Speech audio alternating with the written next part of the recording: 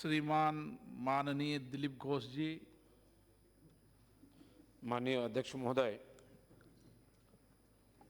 Chit fund amendment bill 2019 के समर्थन में मैं यहाँ उपस्थित हूँ और कुछ बोलना चाहता हूँ। जिस विषय को लेकर हम चर्चा माननीय में सदस्य प्लीज एक मिनट, अगर सदन की इजाजत हो तो माननीय सदस्य के बोलने तक बढ़ाया जाए। दिलीप घोष जी।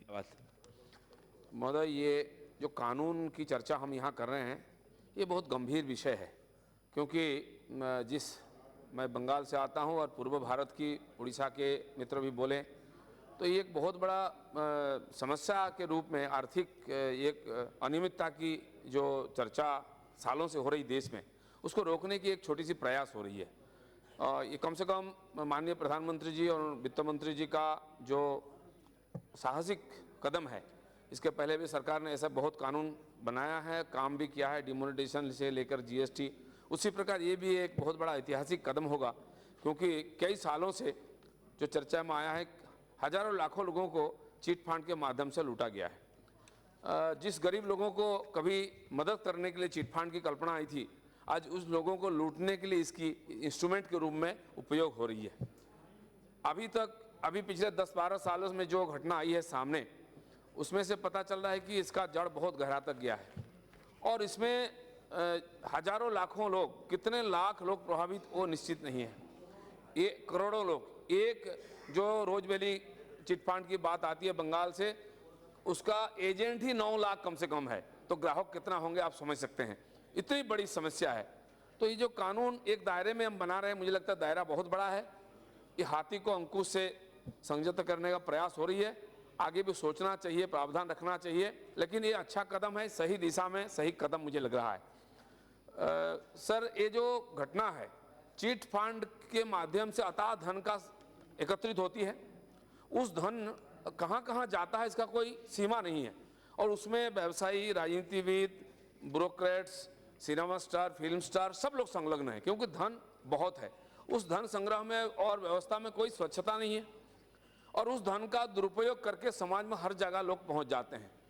चुनाव को प्रभावित किया जाता है, राजनीति को प्रभावित किया जाता है, मीडिया को प्रभावित किया जाता है, और चुनावों को प्रभावित करके लोग जीत के आते हैं। यहाँ भी ऐसे बहुत लोग मौजूद हैं जो इसका दुरुपयोग करके यहाँ पहुंचे, और ऐसे 4 सीनियर लीडर के बारे में आपके पास आया है अनुमति पत्र, अनुमति मांगने की, इसको इन्वेस्टिगेशन एजेंसी माननीय सदस्य, आप बिल के संबंध में ही बोलें जी।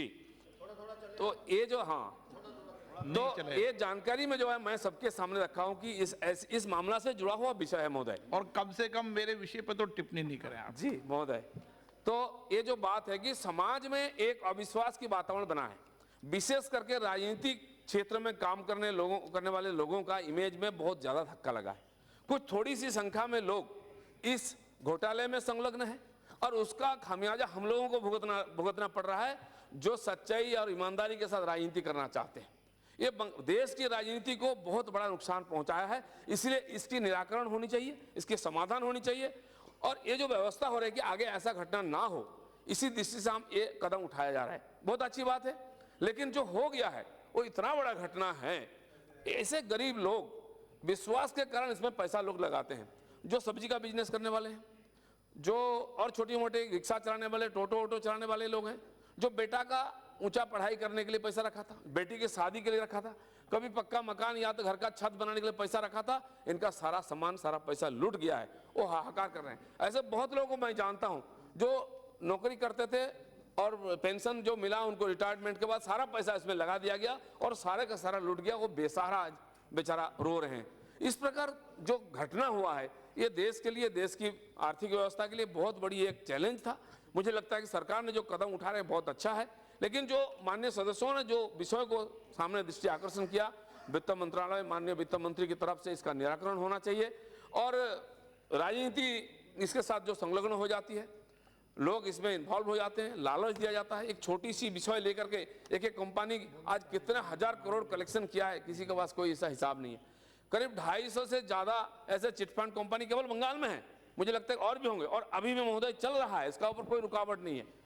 राज्य सरकार के ऊपर हम दे देते हैं जिम्मेदारी, लेकिन राज्य सरकार के नेता, मंत्री, एमएलए, एमपी सब इसमें संलग्न है, सब इसमें इन्वॉल्व है, वही सब इसको संचालित करके इतना बड़ा बनाया है और राजनीति को कलुषित किया है। बहुत दुर्भाग्यजनक स्थिति है। मुझे लगता है कि एक कानून जरूर पास होना चाहिए और चाहे तो इसको और कड़ाई से करना चाहिए, डोज थोड़ा और बढ़ाना चाहिए, नहीं तो बीमारी को उन्मूलन करना मुश्किल है। धन्यवाद।